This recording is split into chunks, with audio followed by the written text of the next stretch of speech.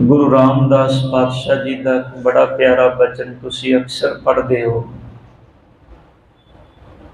सब जी बाणी विच जिक्र करते ने, सब कहते ने सेवक सिख पूजन सब आवे, सब गावे हर हर उत्तम बाणी, गाविया सुनिया तिनका हर थाई पावे, जिन सतगुर की आज्ञा सत सत कर माने। मेरे ख्याल विच जे ये बचन आपां सारे ध्यान विच रखिए, फिर साडे जीवन का एक बहुत वड्डा जिहड़ा भरम है वो निकल जाता है। सतगुर ने नहीं आखिया भी सिख आउंदे नहीं गुरु दे दर ते। पातशाह कहते ने सेवक सिख आउंदे नहीं, और जेड़े आउंदे ने सतगुर कहते ने उन्हां दी गिनती भी बहुतात विच है। और फिर अगली गल पातशाह कहते ने मेरे मालिक को तेरी बाणी नूं गाउंदे भी ने।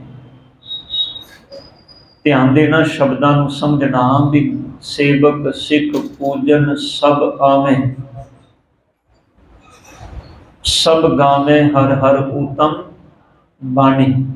ये सतगुरु गा भी रहे ने तेरी बाणी, पर जिहड़ी अगली पंक्ति वो साडा सारियां दा बड़ा ध्यान मंगदी है।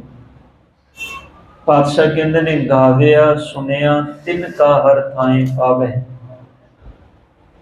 गाया ते सुनिया उन्हां दा थाई पए दा मतलब हुंदा है कबूल हो जाना।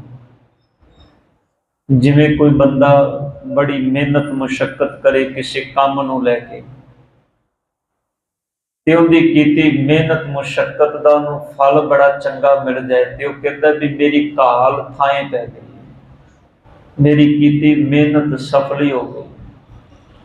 ते साहिब गुरु रामदास पिता जी कहते ने उन्हां दा गाविया ते सुनिया सफल है, जिन्हां ने गुरु दी आग्या नूं गुरु दे उपदेश नूं सत करके जीवन दे अंदर मन लिया। सत करके मनन दा भाव हुंदा है जिन्हां ने प्रवान कर लिया गुरु दे हुक्म, जिन्हां ने समझ के गुरु दे उपदेश नूं अपने जीवन विच इंप्लीमेंट कर लिया। ये बड़ा जरूरी है साध संगत। सतगुर कहते ने गाना सुनना पढ़ना ये अपनी जगह पे है। बाबा कबीर साहब जी का एक बचन तुसी पढ़ते हो, बाबा जी कहते ने क्या पढ़िए क्या गुनिए, क्या वेद पुराना सुनिए, पढ़े सुने क्या होई, जो सहज ना मिलियो सोई। हुण जी तुसी सिर्फ बाहरी सोच नूं आधार बना के इन्हां पंक्तियां नूं पढ़ोगे, ते मेरे वर्गा कोई जिन्हें बाणी नूं बहुता समझिया ना होवे आखेगा लो जी सतगुर ते बाणी नूं या धार्मिक ग्रंथां नूं पढ़न ते सुनन तो ही मना करदे पे। पर गल जिहड़ी समझण वाली वो है, पातशाह कहते ने वेद कतेब पुराण होर जिन्ने भी धार्मिक ग्रंथ या पुस्तकां सब कहते ने मैं पढ़िया सुन भी लिया गुण भी लिया विचार भी लिया, पर गल यह है सतगुरु कि जे मेरे जीवन दे विच सब कुछ करन तो बाद सहज नहीं आया। सहज का मतलब है जे मेरे जीवन दे विच आत्मक अडोलता ही नहीं आई, जे मेरा मन अजे भी भटक रहा है, जे जीवन दे विच दुख आण ते अजे भी मैनू इंज लगता है भी शायद मेरे जीवन का दुख दूर हो जाएगा जे मैं किते कोई नग वाली मुंदरी लैके अपनी उंगल विच पा लवां। शायद मैनू अजे भी लगता है भी जे मैं किसी कब्र किसी मड़ी दे अगे मत्था टेक आवां ते मेरा दुख दूर हो जाएगा। शायद मैनू अजे भी लगता है भी जे मैं किसी पखंडी दे दर ते कोई चौकी भर के आ जावां ते शायद मेरा दुख दूर हो जाएगा। सब कहते ने सहज नहीं आया, पढ़िया ते है सुनिया ते है गाविया ते है, पर साहब जी कहते ने जीवन विच सहज नहीं आया। जीवन दे विच आत्मक अडोलता का आ जाना बड़ा जरूरी है। गुरु अर्जुन देव पातशाह कहते ने, जे तू सतगुर की बाणी नूं ध्यान नाल सुनेगा ते फिर प्रेम दे विच भिज के अपनी रसना तो गाएगा।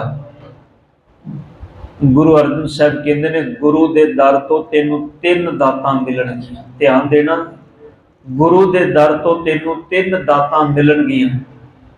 ਉਹ ਦਾਤਾਂ ਜਦੋਂ ਤੈਨੂੰ मिल गईयां, गुरु अर्जुन साहब कहते ने, दुनिया का कोई दुख जिहड़ा वो तेनू फिर तकलीफ नहीं देगा, हो नहीं सकेगा।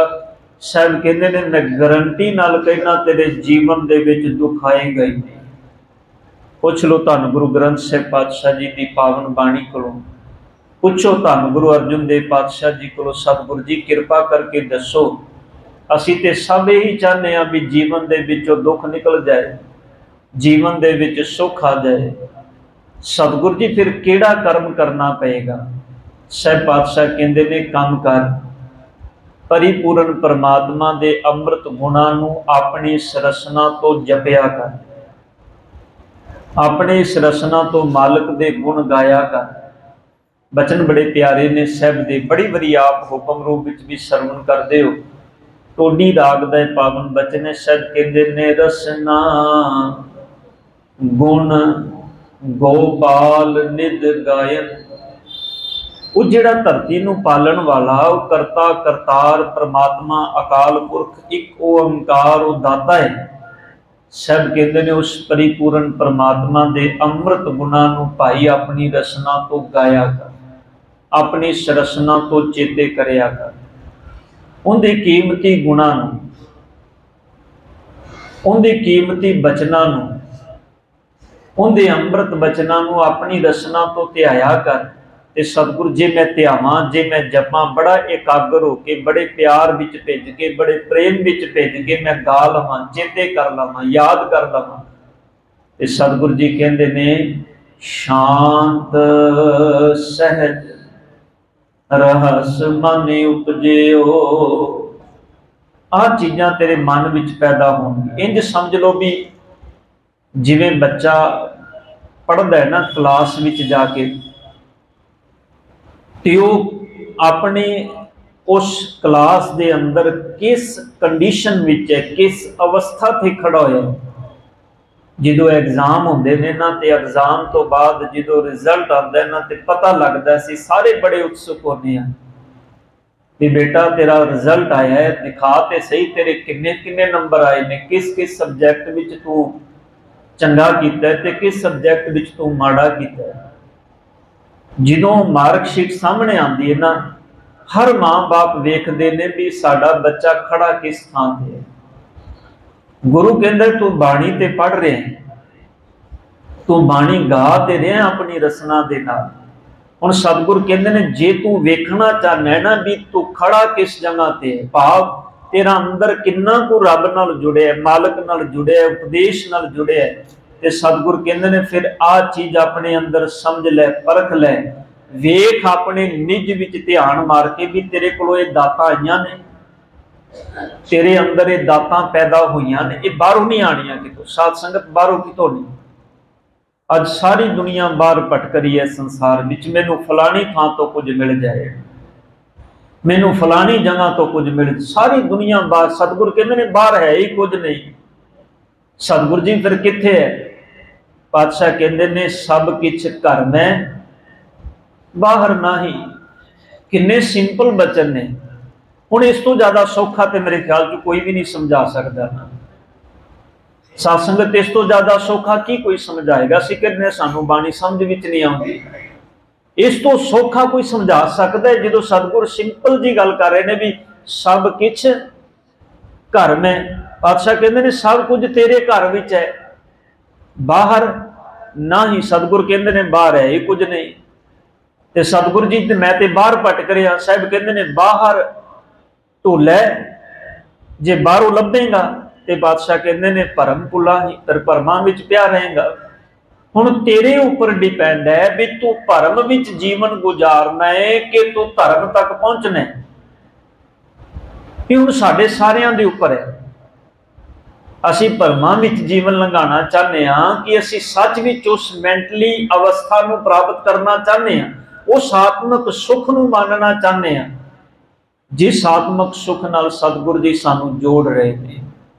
ਪਰ ਕਮਾਲ ਦੀ ਗੱਲ ਹੈ ਸਾਧ ਸੰਗਤ, ਉਹ ਮਿਲਣਾ ਬਾਹਰੋਂ ਨਹੀਂ, ਉਹ ਸਾਡੇ ਅੰਦਰੋਂ ਹੀ। ਪਾਤਸ਼ਾਹ ਜੀ ਕਹਿ ਰਹੇ ਨੇ, ਪਾਤਸ਼ਾਹ ਕਹਿੰਦੇ ਨੇ ਜਦੋਂ ਰੱਬ ਦੇ ਗੁਣ ਰਸਨਾ ਨਾਲ ਪ੍ਰੇਮ ਵਿੱਚ ਭਿੱਜ ਕੇ ਗਾਏਗਾ, ਚੇਤੇ ਕਰੇਗਾ। ਇਹ ਨਹੀਂ, ਦੋ ਬਚਨ ਯਾਦ ਰੱਖੋ ਬਾਣੀ ਦੇ ਹਮੇਸ਼ਾ। ਪਾਤਸ਼ਾਹ ਕਹਿੰਦੇ ਨੇ ਬੱਦਾ ਚੱਟੀ ਜੋ ਭਰੈ, ਇਹ ਬੱਦਾ ਚੱਟੀ ਵਾਲਾ ਕੰਮ ਨਹੀਂ ਹੈਗਾ। ਅਸੀਂ ਅੱਜ ਜਿੰਨੇ ਆ ਨਾ, ਦੇਖੋ माफ कर दिया जी मैं जेडे बचन कहन लगा, पर सानू अपनी इस मैंटैलिटी विचों बाहर निकलना पएगा। जिहड़ी सोच असी बना ली ना, गुरबाणी अंदर दसो मैनू कित्थे लिखिया मेरे सतगुरु ने, मैं तो कदी नहीं पढ़िया बाणी विचों। जे तुसी पढ़िया होवे ते जरूर मेरे ध्यान विच लिया दिया जे भी इन्ने जपजी साहब दे पाठ करेगा तो इन्ने दुख दूर हो जाणगे, इन्ने सुखमनी साहब जी दे पाठ करेगा तो आ कुछ तेनू मिल जाएगा। बाणी समझण लई अपने आप नूं पर अंदरों समझण दे लई सी भी मैं खड़ा कित्थे होया, मेरा जीवन की है ते की होना चाहिदा सी।